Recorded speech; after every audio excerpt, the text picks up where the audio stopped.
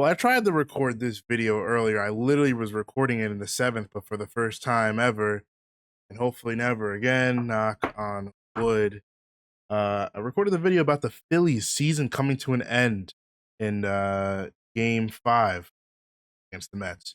I was literally recorded it during the seventh inning, and I had it done by the time that the game was over, and was set to upload it, and it got corrupted. So hopefully not again. But yeah, so the Philly season came to an end to the Mets. Just some of the thoughts that rolled off my head during that.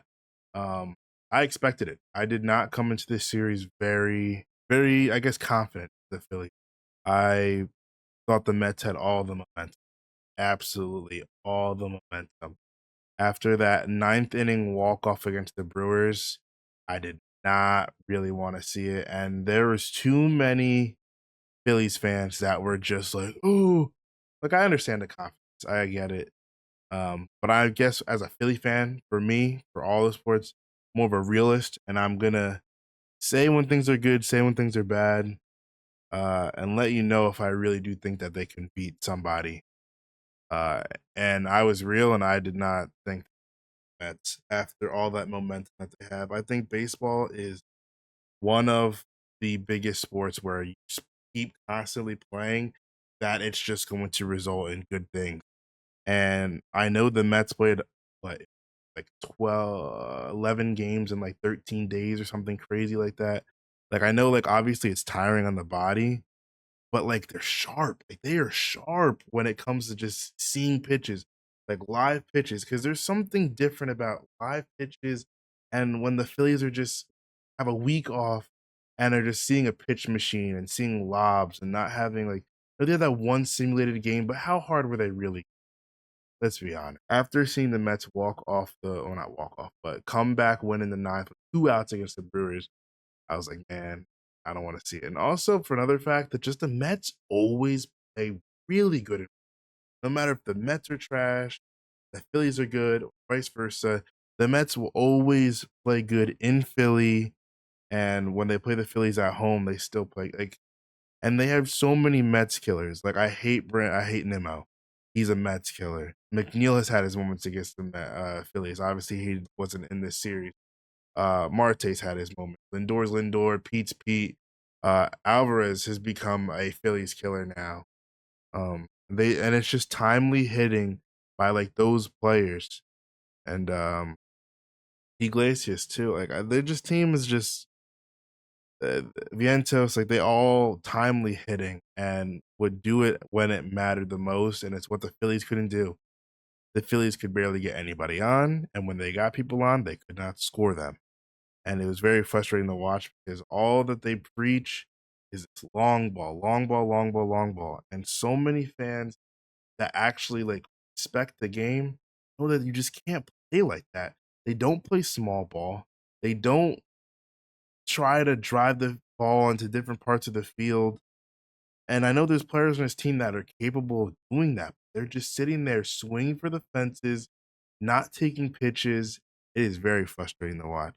So the way that this season ended for them, I will say it started when they went to London and they were saying the Phillies are projected to win 114 games. Phillies were the first to this. Phillies were the first to 40, were the first to 50, the first to 60. All those little accomplishments, them having all the All Stars, like it's great. I love when players get recognized for how good they are and the accomplishments that they do. But I think those things just hurt this team in ways that it just shouldn't have. And I don't want to say it's like egos, but I want to say like they just got a little high on themselves and like I want to say ego, basically egos. I don't know, maybe got cocky or they just thought that they could just that oh we're playing good now so we can kind of relax. Because every other year it was bad starts, strong finishes for 2022, 2023. Rough start, good finish, really strong. And for the first time, the Phillies actually had a strong start to the season. They were the best team record wise. Pitching staff was hitters were hitting. Um, Bullpen was doing great. Even bench players are looking like starters, and it's just like everything was going well. And then They were getting recognized for these things, and then London happened. They go to London to play, of course, who? The Mets, and it ends badly. And then I think they lose the series like 2 out of that. Uh, and then towards the end of the season, a couple injuries start happening here. Ranger gets injured, and that his season just completely flipped. Like once that All Star break hit, Nola gave up a lot of home runs this year.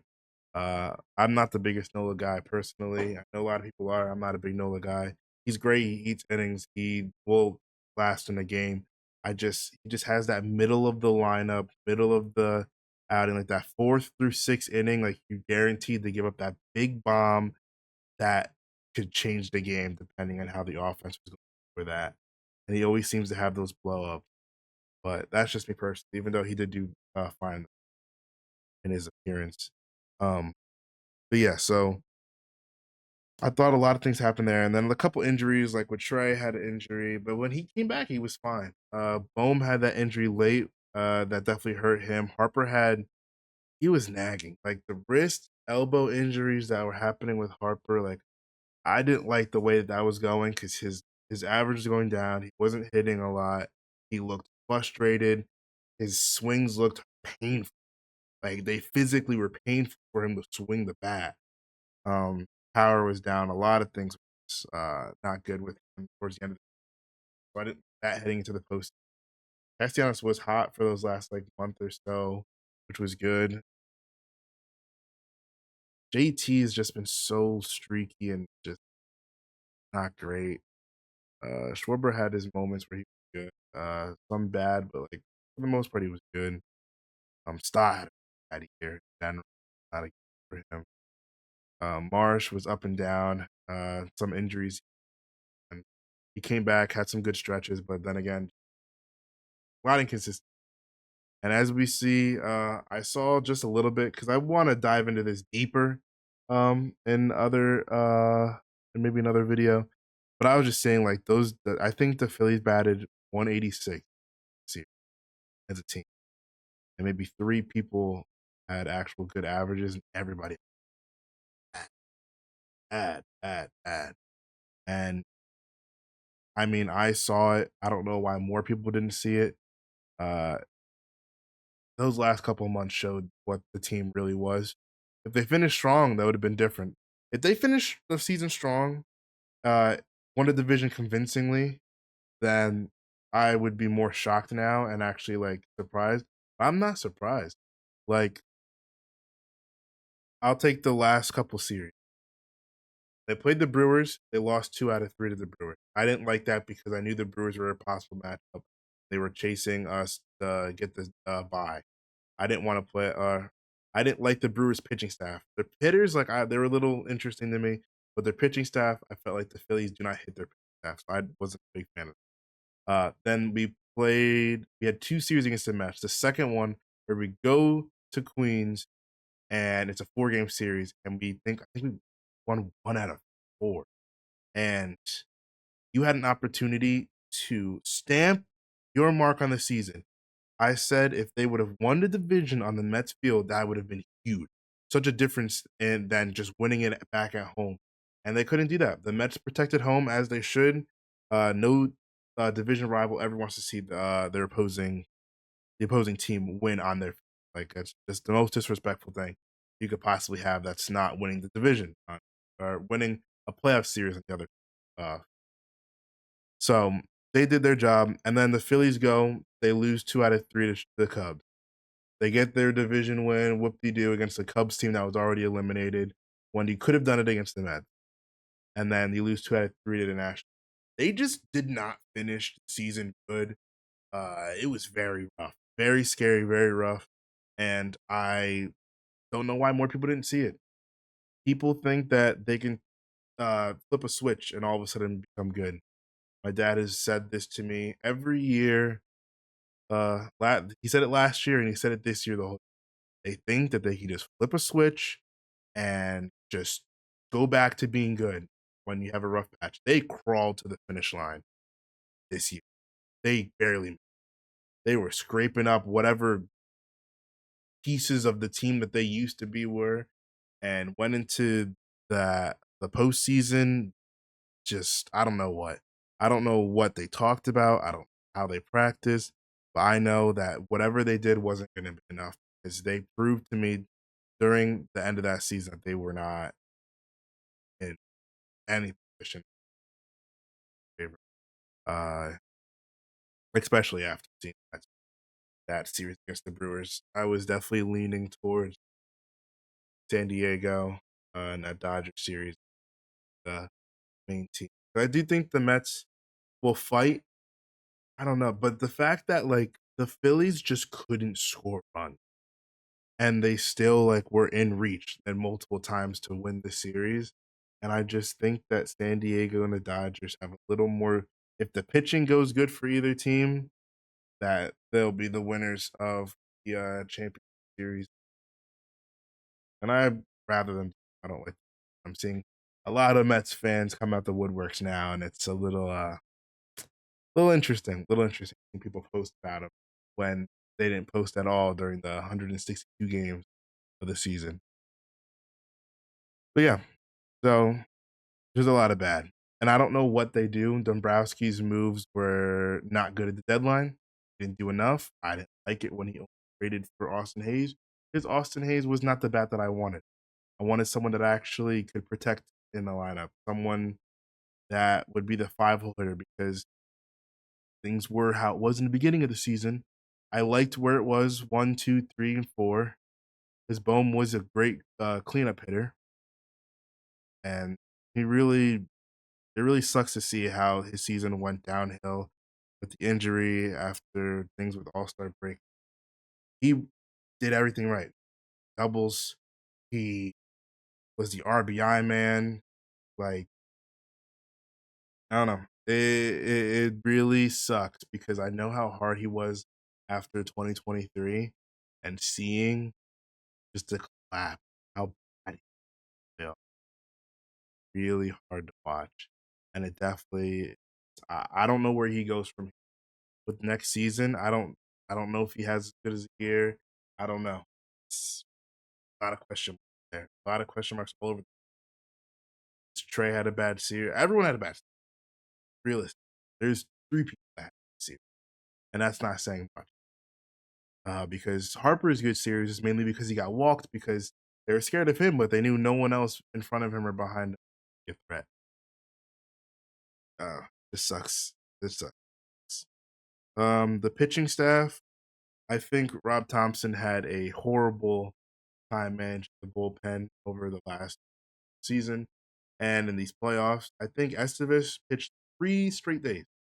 You think a team that sees a pitcher 3 straight days isn't going to pick up on something that he does at all? At all? And I know you didn't want to go lefty, but didn't use Alvarado at all. Use the same pitchers. It's just there is a lot to be done, and I don't think that they're going to do it. I hate the run it back. I don't like. I think it's the stupidest thing. If a team loses, you can't just sit there and say, "Oh, run it back, run it back, run it back." If you're a young team, this team is a majority 30-plus-year-old players. A lot of them have seen the World Series. A lot of them have already been here for multiple years, and you can't just justify wasting some of these players like Wheeler. He's getting up there in age. He had a Cy Young year this year. Who knows next? My prediction was that Wheeler was going to get hurt or that some type of fall off was going to happen because it's just so hard to keep staying at this elite level year after year after year. So I don't know. Maybe we'll talk more about that in the future. But these are just kind of my initial thoughts with see just I expected it. There was a lot of bad. Props to the Mets for jumping on that and putting up a hell of a year, a hell of a bounce back. Because I'll be the one to admit that I would expect him to come back like the way that they did at all. I thought their season was pretty much over, but they proved me wrong. I'll give them that. I hope they lose next series. Not ever gonna, not a chance. Uh, Watching Dodgers Padres right now, it's very good series. Hoping one of these two makes it out for the Mets next season. I prefer San Diego. I'd rather the Dodgers, but the Dodgers have. So it'll be interesting. These playoffs have been, outside of me being a Phillies fan, good. There's definitely some questions to be answered soon. But yeah, it is it's interesting. Dombrowski and the Phillies have a lot of questions to answer soon. And we're gonna see how this offseason takes the Phillies. And I'll keep it. I'm gonna start talking about it because things need to be said here soon.